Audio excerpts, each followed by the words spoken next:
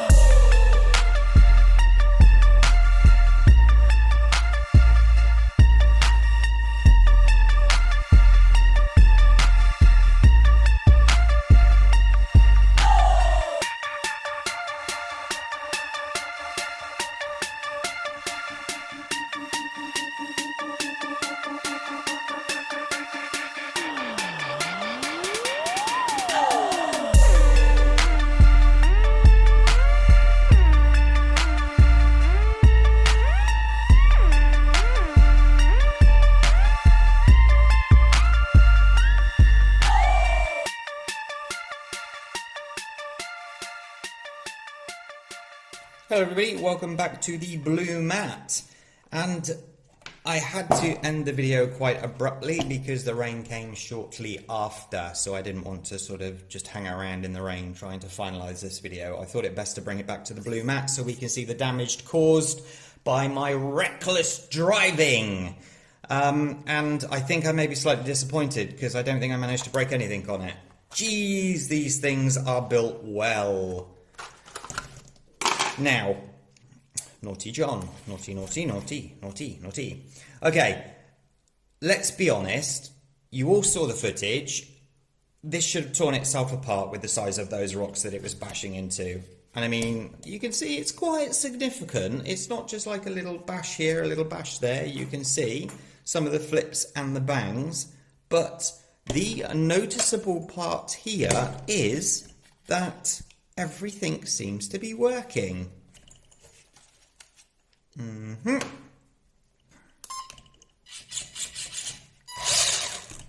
Ta-da! So, the start of my video was don't be a silly plonker and lower your car to the lowest possible setting for tarmac and then drive it on gravel with big Maltese rocks everywhere, because all you're going to do is bash your car up and break it. And it turns out that it's not true, because the cars are built so blimmin' well lately that, I mean, you saw the flips, you saw the bangs. Why has this not torn itself apart? I thought the 144001 was a strong car, but they seem to have obviously fixed a lot of the problems. The ball joints, they're a little bit bigger, so they're holding the sort of the tie rods and the steering arms in a little bit better. The stability is, well, I mean, you know, if you own one of these or if you've seen my previous video, the stability is much better with these cars because it's a wider wheelbase, or longer wheelbase, not wider, longer, so it's, you know, a little bit more stable. But it just seems, you bang it into big rocks and it just bounces off. Don't get me wrong, look, it's had a few knocks along the way, isn't it? Let's not just beat around the bush here. It has had a few knocks, look, chassis, big chunk, you know, but essentially there is nothing broken on it at all. So, ladies and gentlemen, I don't advise it. I don't advise you to lower your car to the lowest setting and then drive it on gravel. Who would do that?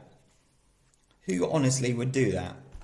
The reason why I did the video is because actually I did see one person do that. But I'm not going to say who, but trust me, they're a plonker like me. So the car is the whole WLToys range, for the price that you can buy them for, they are great cars. Is anything bent? Are these bent? Because like usually obviously the swing arms bend a little bit, but not even those are bent now. So there you go, ladies and gentlemen. Go out, if you do not own one already, and buy yourself a WLToys, either a 124019 or the little brother, the 144001. And you will not be disappointed, because no matter what happens, you can beat the crap out of it and it still keeps on going. So there you go, ladies and gentlemen. That's the conclusion for you. John managed to not break it this time. Not break it. I want that in the history books, because as you know, when I try to not break stuff, I break it, and the opposite way around is obviously the case now. So fabulous. Right, ladies and gentlemen, have a great day today. If you like this video, hit that like button and subscribe to the channel and hit that notification bell for future video alerts, and I will see you next time. Take care. Bye bye.